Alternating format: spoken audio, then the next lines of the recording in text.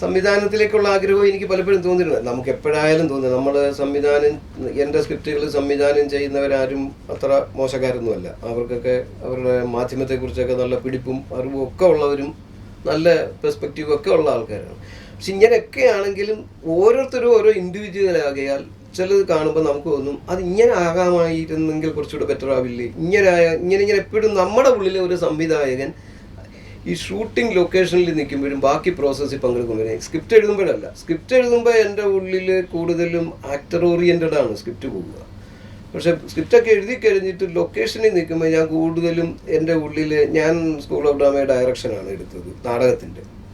അപ്പോൾ അതുകൊണ്ട് എൻ്റെ ഉള്ളിൽ ഈ ഡയറക്ടോറിയൽ ഇത് കുറച്ച് വർക്ക് ചെയ്യുന്നുണ്ട്. അത് സ്ക്രിപ്റ്റ് എഴുതുമ്പോഴും വരുന്നുണ്ട്. അപ്പോൾ നമ്മൾ മനസ്സിൽ കണ്ടതല്ലല്ലോ മറ്റൊരാൾ ചെയ്യുക. അയാളങ്ങനെ ചെയ്യുമ്പോൾ എൻ്റെ ഉള്ളിലെ ഒന്നും ആ ആളിൻ്റെ ഉള്ളിലെ രണ്ട് ശരികൾ തമ്മിലുള്ള ഒരു ഏറ്റുമുട്ടലുണ്ട്. എൻ്റെ ഒരു ശരിയും ഈ സംവിധാനം ചെയ്യുന്ന ആളിൻ്റെ ഒരു ശരിയും തമ്മിലുള്ള ഒരു ഏറ്റുമുട്ടൽ ഉണ്ടാകുന്നു എൻ്റെ ഉള്ളിൽ. അതുകൊണ്ട് എനിക്ക് അയാൾ മോശക്കാരനാണെന്ന് തോന്നാറില്ല, അതൊരു ശരിയാണ്. പക്ഷെ ഇപ്പുറത്ത് വേറൊരു ശരിയും കൂടി എന്നെ ഇങ്ങനെ ശ്വാസം മുട്ടിക്കുന്നത് കൊണ്ട് പലപ്പോഴും ഞാൻ വിചാരിച്ചുകൊണ്ട് എനിക്കൊരു പടം ഡയറക്റ്റ് ചെയ്യണം. പക്ഷെ അപ്പോൾ എൻ്റെ പ്രശ്നം എന്താണെന്ന് വെച്ചാൽ എനിക്ക് ഇതിൻ്റെ ടെക്നോളജി നമുക്കത്ര പിടുത്തം പോരാ. എനിക്ക് സൈക്കിൾ ചവിട്ടാൻ അറിയത്തില്ല. ഈ ഭയങ്കരമായ ടെക്നോളജി ഇപ്പോൾ ഈ മൊബൈൽ ഫോൺ ഉപയോഗിക്കാറുണ്ട്. നമ്മളറിയാം, നമ്മൾ ഈ റെക്കോർഡിങ് സമയത്ത് മൊബൈൽ ഫോൺ ഞാൻ ഓഫാക്കി. പക്ഷേ റെക്കോർഡ് ചെയ്തുകൊണ്ടിരിക്കുമ്പോൾ മൊബൈൽ ഫോൺ ഓണായി റിംഗ് ടോൺ വരുക. എന്ത് ചെയ്യാൻ അത്രയ്ക്കുണ്ട് നമുക്ക് നമ്മുടെ മൊബൈൽ ഫോണുമായിട്ടുള്ള നമ്മുടെ ടെക്നോളജി നമുക്ക് വലിയ അത്രയൊക്കെ അങ്ങോട്ട് പോരാ. അപ്പോൾ എനിക്ക് ഇപ്പോഴും ഭയമാണ്. കാര്യം ഞാൻ ഇതൊക്കെ ചെയ്യുമ്പം ഇതിൻ്റെ ബാക്കി കാര്യങ്ങളിൽ എനിക്ക് അത്രയും ഒരു നോഹവും ഇല്ലെങ്കിൽ നമ്മൾ ചെയ്യുന്നതൊക്കെ അവതാളമല്ലേ. പക്ഷെ പിന്നെ എനിക്ക് തോന്നി അത് വേണ്ട. കാര്യം എന്ന് വെച്ചാൽ എനിക്ക് എന്താ വേണ്ടെന്നുള്ളതിനെക്കുറിച്ചുള്ള എൻ്റെ ഒരു ബോധം എൻ്റെ ഉള്ളിൽ വർക്ക് ചെയ്യുന്നുണ്ട്.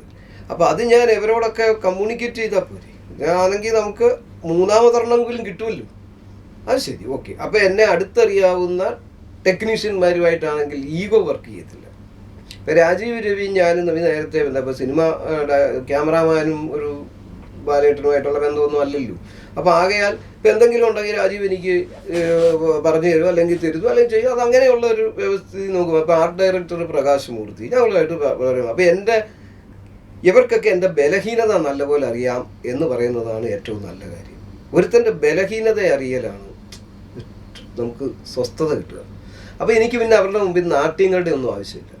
അപ്പോൾ നമുക്ക് ഫ്രീ ആയിട്ട് പറയാം, എനിക്കത് അറിയത്തില്ല, അത് ശരി അങ്ങനെ ചെയ്യാം അല്ലയോ, എന്നാൽ പിന്നെ ആട്ടയെന്നും പറഞ്ഞുകൊണ്ട് പോകാൻ പറ്റും. അപ്പോൾ അതിൻ്റെ അർത്ഥം എന്ന് വെച്ചാൽ സംവിധാനത്തിനകത്ത് എൻ്റെ സംവിധാനത്തിൽ ഇവർക്കൊക്കെ നല്ല പങ്കാളിത്തമുണ്ട്. അവരെന്നെ ഓവർകം ചെയ്തു പോകാനല്ല നോക്കുന്നത്, മറിച്ച് എൻ്റെ ഉദ്ദേശത്തെ പ്രാവർത്തികമാക്കാൻ എൻ്റെ ബലഹീനതകളെ മനസ്സിലാക്കിക്കൊണ്ട് എനിക്ക് വേണ്ടി പ്രവർത്തിക്കുന്നവരാണ് എൻ്റെ കൂടെ ഉണ്ടാകുന്ന അങ്ങനത്തെ ഒരു അവസ്ഥയിലാണ് ഞാൻ ഒരു സംവിധാനം ചെയ്യാൻ പോയത്. അല്ലാതെ നിരന്തരമായി ഒരു സംവിധായകനായി നിൽക്കാൻ പറ്റുന്ന ഒരാളല്ല ഞാൻ. ഇതേപോലെ ഒരു വ്യാമോഹം വരുമ്പം ഇങ്ങനെ ഇണങ്ങുന്ന ചില ആൾക്കാരുമായിട്ട് ചില പടങ്ങൾ ഇനിയും ചെയ്യാൻ എനിക്ക് താല്പര്യമുണ്ട്. കാര്യബോധമില്ലാത്ത പോത്ത്. ഇത്രയും കാലം നീ എവിടെയായിരുന്നു? വലിയ സാഹിത്യകാരനല്ലേ, ഇവിടെ ഇരുന്ന ഇവൻ എഴുത്തു വരില്ല. നാട് തണ്ടി നടന്നാലേ കവിത വരൂ. നീ എങ്ങനെ കഴിഞ്ഞുകൂടുന്നു? അന്നന്നത്തേടം കഴിയണ്ടേ? തൃശ്ശൂർ ഒരു പ്രസ്സുകാർക്ക് പുസ്തകം എഴുതി കൊടുക്കുന്നുണ്ട്, പാഠപുസ്തകമാക്കാൻ. എന്ത് കിട്ടും? മാസം ഒരു 2-3 രൂപ കിട്ടും. എന്നിട്ടും നാട്ടിലൊന്നു വരാൻ കാശില്ല. പോയടം ഒരു കത്തയക്കാനെങ്കിലും തോന്നണല്ലോ. നാടും വീടും പെറ്റ തള്ളിയും ഒന്നും അവന് വേണ്ട. സംവിധാനത്തിലൊന്നും കുഴപ്പമില്ല. അതിൻ്റെ ആഫ്റ്റർ ഷൂട്ടിനൊക്കെ ശേഷമൊക്കെ ഉള്ള അത് കഴിഞ്ഞ് പടം റിലീസിങ്ങുമായിട്ടൊക്കെ ബന്ധപ്പെട്ട കാര്യങ്ങളിലൊന്നുമേ അതിഭയങ്കരമായ തിക്താനുഭവങ്ങൾ എനിക്ക് ഉണ്ടായിട്ടുണ്ട്. അതുകൊണ്ട് എനിക്കിപ്പോൾ അത് പറയാൻ വലിയ കാര്യമൊന്നുമില്ല. എന്നാലും ഇതൊന്ന് റെക്കോർഡായി കിടന്നോട്ടെ. അതിനുവേണ്ടി ഞാൻ പറഞ്ഞാൽ എന്തിനാണെന്നറിയത്തില്ല, ചില ആൾക്കാർക്ക് ഇപ്പം ഇത്രയേ ഉള്ളൂ. ഇതൊരു വലിയ കേമമായൊരു പടമൊന്നുമല്ല, പക്ഷെ ഒരു തറപ്പടമല്ല. ഈ ഒറ്റ വിഷമാണ് എന്നെ ഏറ്റവും കൂടുതൽ ബാധിച്ചത്. ഒന്ന്, അത്തവണ ഒരു ഇൻ്റർനാഷണൽ ഫിലിം ഫെസ്റ്റിവലിലേക്ക് 1-2 പടം, 1-ാം പടം 2-ാം പടം, ഏറ്റവും നല്ല പടം, രണ്ടാമത്തെ ഏറ്റവും നല്ല പടമൊന്നും അല്ല അവിടെ സെലക്ഷൻ. മലയാളത്തിലുണ്ടായിട്ടുള്ള കുറേ നല്ല പടങ്ങൾ 5 പടമാകാം, 6 പടമാകാം, 7 പടമാകാം, അങ്ങനെ കുറേ പടങ്ങൾ സെലക്ട് ചെയ്തിട്ട് ഇൻ്റർനാഷണൽ ഇതിനിൽ അത് കാണിക്കാൻ ഒരു അവസരം തരുന്നു. അല്ലാതെ ഫസ്റ്റ് പ്രൈസ് സെക്കൻഡ് പ്രൈസ് അല്ല. അങ്ങനത്തെ ഒരു പടങ്ങളുടെ സെലക്ഷനിൽ ഒട്ടും മെറിറ്റ് ഇല്ലാത്തൊരു പടമായി ഞാൻ ഈ പടത്തെ കാണുന്നു. ഈ പടം പ്രദർശിപ്പിക്കത്തില്ല എന്ന് തീരുമാനിക്കണമെങ്കിൽ ഒന്നുകിൽ അതിൻ്റെ സെലക്ഷൻ കമ്മിറ്റി അംഗങ്ങൾക്ക് എന്തോ ഒരു വ്യക്തി വൈരം എൻ്റെ മേൽ ഉണ്ടാകാം, അല്ലെങ്കിൽ അവരുടെ ഈസ്തറ്റിക് സെൻസിബിലിറ്റി എന്ന് പറയുന്നത് വേറെ ഏതോ തരത്തിൽപ്പെട്ടതാണ്. പിന്നിൽ ഒരു ഗൂഢാലോചനയോ ഏതോ ഉണ്ടെന്ന് തന്നെയാണ് ഞാൻ കാര്യം. അല്ലെങ്കിൽ പാവപ്പെട്ട എൻ്റെ ഈ ഒരു പടം, അത്രയ്ക്ക് വൃത്തികെട്ട അല്ലാത്ത ഈ ഒരു പടം 5-10 പടങ്ങളുടെ കൂട്ടത്തിൽ ഏറ്റവും താഴത്തെ 7 പടം സെലക്ട് ചെയ്താൽ 7ാമത്തെ പടമായിട്ടെങ്കിലും ഈ ഒരു പടത്തെ സെലക്ട് ചെയ്ത് 10 പേരുടെ മുമ്പിൽ കാണിക്കുക. അല്ലാതെ ഇത് തിയേറ്ററിലൂടെ കാശുണ്ടാക്കാൻ പോകുന്ന പടമല്ലെന്ന് എല്ലാവർക്കും അറിയാം. നമുക്ക് വേണ്ടത് ഇങ്ങനത്തെ അവന്യൂകളിൽ ഇതിനൊരു സ്ഥാനമില്ല. എത്രയോ പൊട്ടപ്പടങ്ങൾ കാണിച്ചിരിക്കുന്നു. അക്കൂട്ടത്തിൽ ഒരു പൊട്ടപ്പടമായിട്ടെങ്കിലും എൻ്റെ ഈ പടത്തെ പ്രവേശിപ്പിക്കത്തില്ല എന്ന് കാണിച്ച മലയാളിയുടെയും ഇതിൻ്റെ സെലക്ഷൻ കമ്മിറ്റിയിൽ വന്ന മഹാന്മാരുടെയും ആ ഭാവുകത്വം, അവരുടെ നിലപാടും എന്നെ അതിഭയങ്കരമായി വേദനിപ്പിച്ചു. ആ വേദന ഞാൻ മരിക്കോളം എൻ്റെ ഉള്ളിൽ നിന്ന് പോവുകയല്ല. എന്ന് വെച്ചാൽ എനിക്ക് അവരോട് വൈരമൊന്നുമില്ല. കാര്യം ഇപ്പം അങ്ങനെ എൻ്റെ പടം കാണിക്കത്തില്ലെന്ന് അവർ തീരുമാനിക്കാം, ഓക്കെ. പക്ഷെ അതോടെ ഞാൻ ഭയങ്കര ദുഃഖിതനുമായി. എനിക്ക് അപ്പോൾ എന്താണ് 2-3 പ്രശ്നമാണ്. ഒന്ന്, ഞാൻ എൻ്റെ ഔദ്യോഗിക ജീവിതത്തിൽ നിന്ന് റിട്ടയർ ചെയ്യുന്നു. 2, ഞാൻ ഇങ്ങനെ ചെയ്ത ഒരു പടത്തെ അടുപ്പിക്കത്തില്ല എന്ന് കാണിച്ചതിന് അവിടെ മാത്രമല്ല നിരാകരിച്ചത്, പൂനെയിൽ നടന്ന ഫെസ്റ്റിവലിലേക്ക് അതിനെ എടുത്തില്ല. അപ്പോൾ എല്ലായിടവും നമുക്ക് പറയാൻ പറ്റും ഇവിടെ എല്ലാം ഞാനൊരു പടം ചെയ്ത് കഴിഞ്ഞാൽ അപ്പം തന്നെ അത് ഇൻ്റർനാഷണൽ ഫിലിം ഫെസ്റ്റിവലിൽ കാണിച്ചിരിക്കണം, പൂനെ ഫിലിം ഫെസ്റ്റിവലിൽ കാണിച്ചിരിക്കണം, നാഷണൽ അവാർഡിന് സെലക്ട് ചെയ്തിരിക്കണം, 1ാം സമ്മാനം കിട്ടണമെന്നൊന്നും നമ്മൾ പറയേണ്ടായോ കാര്യമില്ല. അതെല്ലാവർക്കും അറിയാമല്ലോ. അങ്ങനെ ഒരുത്തൻ ചെയ്തു പോയി എന്ന് വെച്ചാൽ ഇതെല്ലാം കിട്ടിക്കൊള്ളണമെന്ന് നിർബന്ധമൊന്നുമില്ല. പക്ഷേ ഇതിൽ ഒന്നുമേ ഒരു സ്ഥലത്ത് പോലും ഇത് പൂനെയിൽ ഫെസ്റ്റിവലിൽ നിന്ന് ഇത് എടുത്തില്ല, ഓക്കെ. അപ്പോൾ നമ്മൾ വിചാരിക്കുന്നത് യോഗ്യതയില്ല, ഓക്കെ, വിട്ടു. നാഷണൽ അവാർഡിന് വേണ്ടിയിട്ട് ഇത് ഒരു പരിഗണനയിലും വന്നില്ല, ഓക്കെ, അതും പോട്ടെ. പക്ഷെ വിഷമം വരുന്നത് എന്താണെന്ന് വെച്ചാൽ ഒരു സ്ക്രീനിങ് എറണാകുളത്ത് നടക്കുമ്പോൾ, ഒരു പ്രിവ്യൂ എറണാകുളത്ത് നടന്നപ്പോൾ ആ പ്രിവ്യൂ കാണാൻ ഈ ജൂറിയിലെ തലപ്പത്തുണ്ടായിരുന്ന മോഹൻ എന്ന് പറയുന്ന ഡയറക്ടർ ഉണ്ടായിരുന്നു. അദ്ദേഹവും വൈഫും ഒക്കെ ആ ഇത് കാണാനുണ്ടായിരുന്നു. അദ്ദേഹം ആദ്യം കാണും വൈഫും. നമ്മളിതിൽ അയച്ചിട്ട് പടം അവിടെ ജൂറി കണ്ടിട്ടില്ല.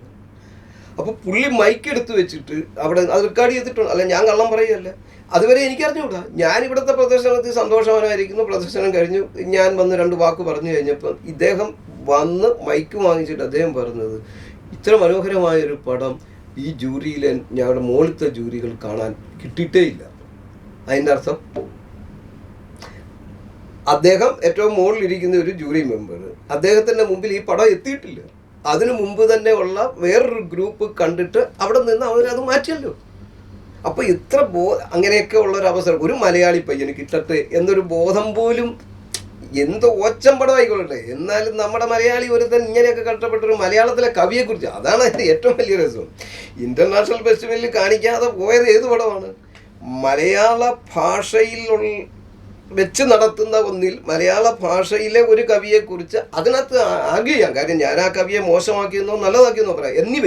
എന്തായാലും മലയാള കവിതയിൽ സാഹിത്യത്തിൽ സ്ഥാനമുള്ള ഒരാളിൻ്റെ ജീവചരിത്രത്തെ വെച്ചുകൊണ്ടെടുത്ത ഒരു പടം അത് കാണിക്കത്തില്ല എന്ന് തീരുമാനിക്കുന്ന ഒരു തീരുമാനം, ഇതൊക്കെ നമുക്ക് വിഷമം ഉണ്ടാക്കില്ലേ? നാഷണൽ ഈ മോഹൻ ഇത് പറയുന്ന അവസരത്തിൽ നമുക്ക് സങ്കടം വരില്ലേ? അദ്ദേഹം കണ്ടിരുന്നില്ല, അദ്ദേഹം അത് കാണാൻ വേണ്ടി ഇവിടെ വന്നിരിക്കുക. കണ്ടിട്ട് ആരും പറയാതെ വന്നിട്ട് ഇത്ര മനോഹരമായൊരു പടമാണ് അവിടെ നമുക്ക് കാണാൻ പറ്റിയില്ല എന്ന് പറയുമ്പോൾ, ഇത് ഞാൻ പറയുന്നതല്ലല്ലോ, ഇത് അദ്ദേഹം തന്നെ പറയുകയാണ്. അത് നമുക്ക് സങ്കടം ഉണ്ടാവും. ഇതാണോ ഒരു ഒരു ഒരു ഒരു നവസംവിധായകന് കിട്ടേണ്ട അവസ്ഥ? ഞാൻ കരുതി ഞങ്ങളെയൊക്കെ മറന്നുപോയി കാണുമെന്ന്. രമണീയമായ ഏത് നാട്ടിൻപുറവും എനിക്ക് അമ്മിണിയല്ലേ. അപ്പോൾ പിന്നെ എനിക്ക് മറക്കാൻ കഴിയോ? പക്ഷേ ഇടയ്ക്കൊന്നും വരാൻ പോലും തോന്നിയില്ലല്ലോ. ഞാൻ കാത്തിരുന്നു, നെടുവേർപ്പിട്ടു, കണ്ണീരൊഴുക്കി. അങ്ങ് വന്നില്ല. പക്ഷെ ഇപ്പൊ വന്നല്ലോ. വന്നത് വെറും കൈയോടെയും അല്ല. മനോഹരമായ ആ കരപല്ലം ഒന്ന് നീട്ടിക്ക്. അതിലിടം കരിവളകൾ കൊണ്ടുവന്നിട്ടുണ്ട്.